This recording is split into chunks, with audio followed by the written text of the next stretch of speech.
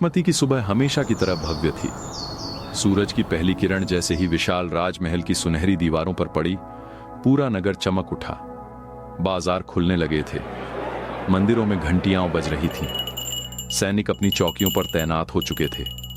दूर से देखने पर ऐसा लगता था मानो महिष्मती पहले से भी अधिक शक्तिशाली हो गई हो, लेकिन सच्चाई कुछ और थी। महल की ऊंची दीवारों के भीतर एक ऐसा तूफान जन्म ले रहा था जो आने वाले समय में पूरे साम्राज्य को हिला देने वाला था। राजसभा में बैठे महेंद्र बाहुबली की आंखों के नीचे हल्के काले घेरे थे। पिछली कई रातों से वह ठीक से सो नहीं पाया था। भल्लाल देव की मृत्यु को 6 महीने बीत चुके थे। युद्ध समाप्त हो चुका था, अन्याय समाप्त हो चुका था, लेकिन शासन अभी शुरू हुआ था और महेंद्र को अब समझ आने लगा था कि तलवार से दुश्मन को हराना आसान होता है, मगर लोगों के दिल जीतना नहीं। महाराज, महामंत्री की आवाज सुनकर महेंद्र वर्तमान में लौटा। दक्षिणी प्रांत के प्रतिनिधि दरबार में उपस्थित हैं। महेंद्र ने सिर हिलाया। उन्हें अंदर आने की अनुमति है। विशाल दरवाजे खुले, 4 व्यक्ति भीतर आए। उनके चेहरे पर सम्मान तो था, लेकिन पहले जैसा भय नहीं था। महेंद्र ने यह बात तुरंत महसूस कर ली। कुछ महीने पहले तक महिष्मती का नाम सुनकर लोग कांप उठते थे। आज लोग सवाल पूछने लगे थे।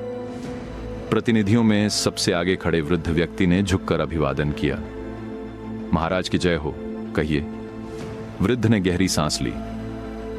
दक्षिणी प्रांत इस वर्ष कर देने में असमर्थ है। दरबार में हलचल मच गई। महेंद्र का चेहरा गंभीर हो गया। असमर्थ है या देना नहीं चाहता? वृद्ध कुछ क्षण चुप रहा, फिर बोला, दोनों।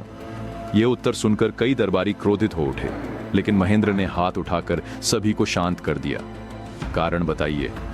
युद्ध में हमारे गांव उजड़ गए, खेत नष्ट हो गए, लोग भूखे हैं, ऐसे में कर देना संभव नहीं है।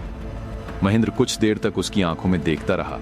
उसे झूठ नहीं दिखा, लेकिन उसे एक और चीज दिखाई दी, विद्रोह। छोटा सही, लेकिन विद्रोह। सभा समाप्त होने के बाद महेंद्र सीधे अपनी माता देवसेना के कक्ष में पहुंचा। देवसेना महल की बालकनी में खड़ी थी। उनकी आंखें दूर बहती नदी पर टिकी थीं। महेंद्र उनके पास जाकर खड़ा हो गया। माता, देवसेना ने बिना उसकी ओर देखे पूछा, दरबार कैसा रहा? दक्षिण कर देने से मना कर रहा है। कुछ क्षणों की खामोशी छा गई। फिर देवसेना ने कहा, तो सेना भेज दो। महेंद्र ने तुरंत उत्तर दिया, वे भूखे हैं और यदि आज उन्हें छोड़ दोगे तो कल बाकी प्रांत भी यही करेंगे। महेंद्र चुप हो गया। देवसेना उसकी ओर मुड़ी। राजा का हृदय दयालु होना चाहिए, लेकिन इतना भी नहीं कि लोग उसकी दया को कमजोरी समझ लें। महेंद्र धीरे से बोला, पिताश्री भी यही निर्णय लेते क्या? यह सुनते ही देवसेना की आंखों में एक अलग चमक उभरी। तुम्हारे पिता राजा थे और मैं उनका पुत्र हूं। नहीं। देवसेना का स्वर कठोर हो गया। यही तुम्हारी सबसे बड़ी भूल है। महेंद्र हैरानी से उन्हें देखने लगा। देवसेना आगे बोली, तुम अमरेंद्र नहीं हो, तुम महेंद्र हो। जिस दिन तुम यह बात स्वीकार कर लोगे, उसी दिन अच्छे राजा बनोगे। महेंद्र कुछ नहीं बोला, लेकिन यह बात उसके दिल में उतर गई, क्योंकि यही उसकी सबसे बड़ी समस्या थी। सारी दुनिया उसे अमरेंद्र बाहुबली के पुत्र के रूप में देखती थी। कोई उसे सिर्फ महेंद्र के रूप में नहीं देखता था। उसी शाम महेंद्र अपने कक्ष में बैठा हुआ था। सामने उसके पिता की तलवार रखी थी। वह बचपन से इस तलवार को देखकर बड़ा हुआ था। उसे हमेशा लगता था कि एक दिन वह अपने पिता जैसा बनेगा, लेकिन अब उसे लगने लगा था कि शायद वह कभी वैसा नहीं बन पाएगा। तभी कक्ष का दरवाजा खुला। अवंतिका भीतर आई। महेंद्र ने हल्की मुस्कान दी। तुम अभी तक जाग रही हो? अवंतिका उसके सामने बैठ गई। तुम भी तो नहीं सोए? महेंद्र हंस भी नहीं पाया। अवंतिका ने उसका हाथ पकड़ लिया। क्या बात है? कुछ क्षण बाद महेंद्र बोला, क्या तुम्हें कभी लगता है कि मैं इस सिंहासन के योग्य नहीं हूं? अवंतिका चौंक गई। ये कैसी बात कर रहे हो? सच।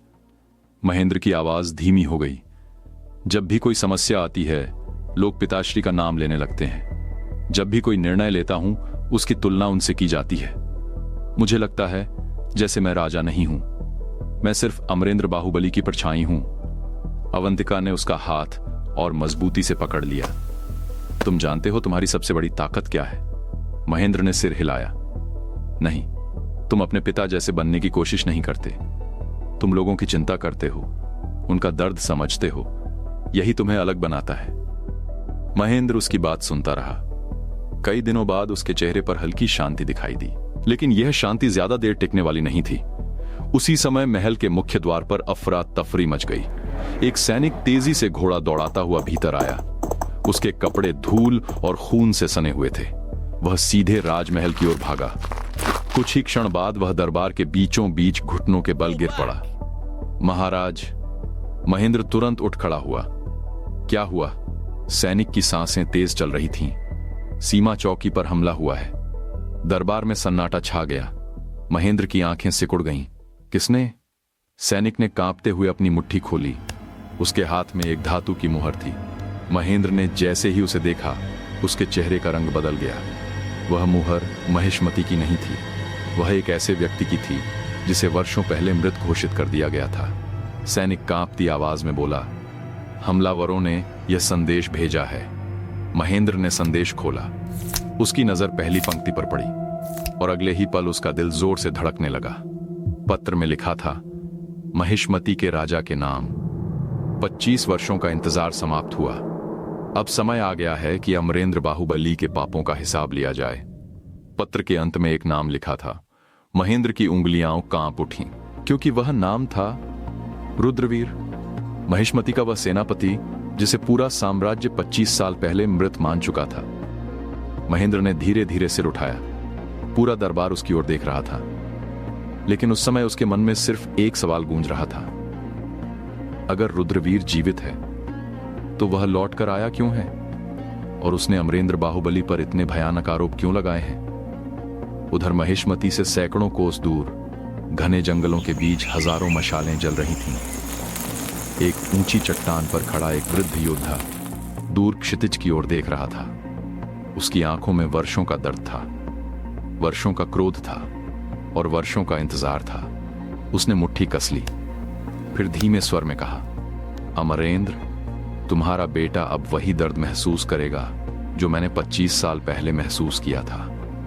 उसके पीछे खड़े हजारों सैनिकों ने एक साथ अपनी तलवारें उठा ली और उसी क्षण महिष्मति की ओर बढ़ता हुआ एक नया युद्ध शुरू हो गया, जारी रहेगा। महिष्मति के राज दरबार